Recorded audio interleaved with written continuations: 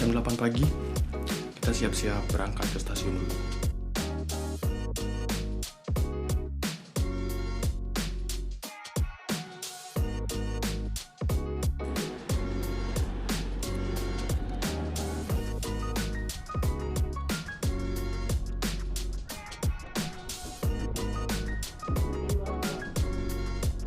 Perjalanan kita mulai dari stasiun Tobunerima menuju stasiun Ikebukuro.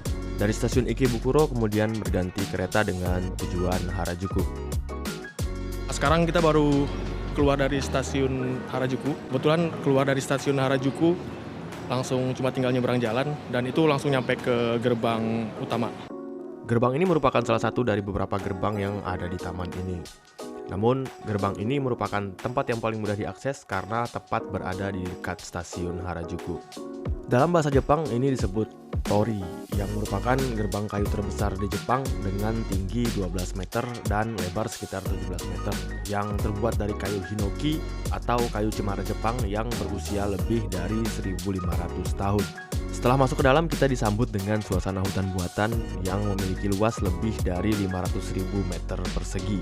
Selain itu, di hutan ini juga ada sekitar 15.000 pohon yang dulunya ditanam satu persatu. Oke, nah kita masuk ke dalam dan tempat pertama ini taman bunga. Jadi sebelum ke kuilnya, kita mampir ke taman bunganya dulu. Dan kita coba lihat tamannya kayak apa.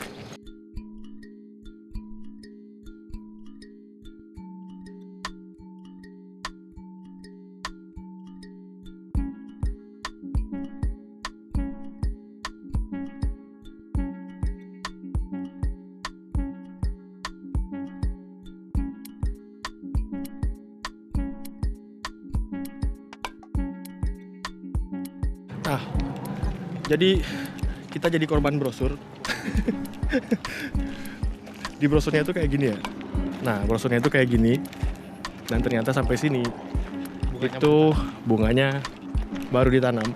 Atau mungkin belum mekar atau baru ditanam, nggak tahu. Cuma yang pasti brosurnya scam.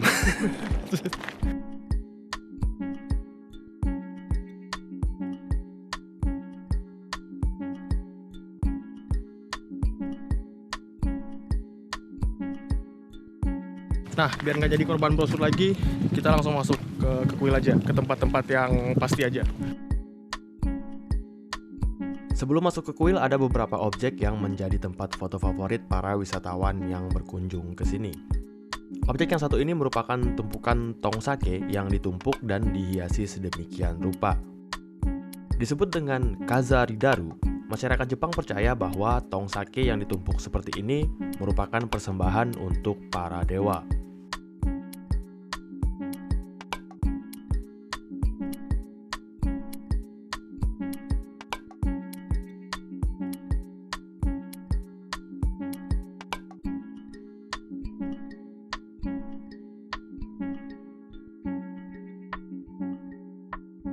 Tradisi di kuil sini itu sebelum masuk kuil itu ada tradisi cuci muka.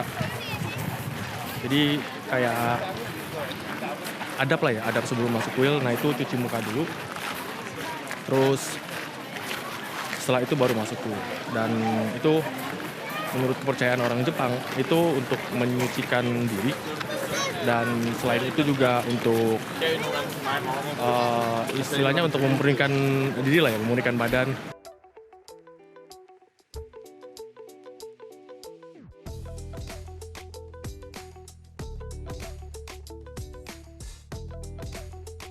Hari ini kita cukup beruntung karena secara kebetulan ada pasangan yang melakukan pernikahan secara tradisional. Selama di Jepang, saya sendiri belum pernah menyaksikan pernikahan secara langsung dan ini merupakan momen yang cukup jarang bisa disaksikan.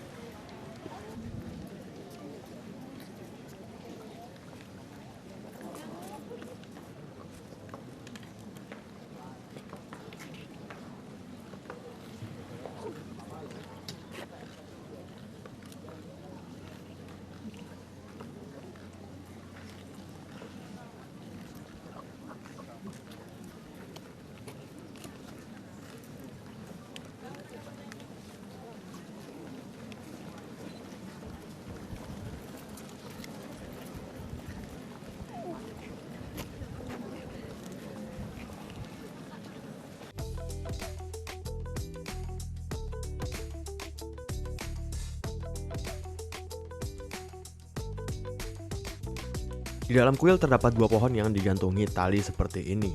Saya sendiri kurang tahu ini disebut apa, namun bagi orang Jepang tempat ini berfungsi sebagai tempat untuk berdoa. Tepat di sebelahnya terdapat tempat untuk menulis harapan. Dilakukan dengan cara ditulis di sebuah lempengan yang terbuat dari kayu dan kemudian digantung di rak-rak kayu seperti ini. Untuk yang ini juga bisa dilakukan oleh pengunjung dengan membayar sejumlah 500 yen atau sekitar Rp50.000. Kita juga bisa melihat harapan-harapan yang sudah ditulis dalam berbagai bahasa.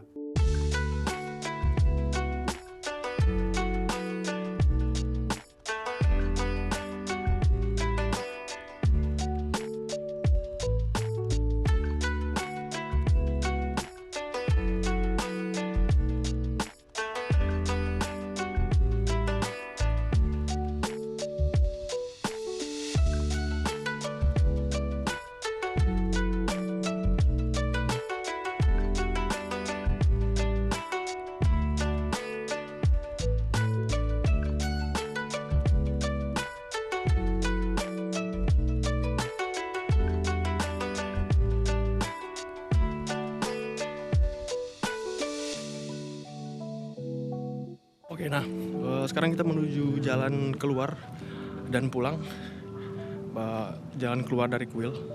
Jadi itu dia guys ya, perjalanan kita hari ini di Taman Yoyogi dan kuil Meiji. Yang walaupun tadi sempat jadi korban brosur karena di brosurnya ada bunga dan ternyata setelah kesana bunganya malah nggak ada. Terus di kuilnya juga karena banyak pernikahan, jadi nggak bisa bergerak bebas. Karena hari ini padat banget, jadi saya nggak bisa bergerak bebas. Dan selain itu juga saya megang kameranya, megang tangan biasa. Jadi kalau sambil bergerak itu kadang nyenggol orang. Hampir beberapa kali tadi hampir nyenggol orang. Nah, untuk perjalanan hari ini sampai di sini. Tapi ini bukan perjalanan terakhir, ini malah perjalanan pertama kita. Jadi minggu depan kita bakal jalan lagi ke tempat yang lain. Jadi kedepannya kita bakal keliling-keliling Tokyo. Dimulai dari sini dulu. Oke, udah kalau gitu saya pamit dulu. Ketemu lagi di video selanjutnya. Sampai jumpa.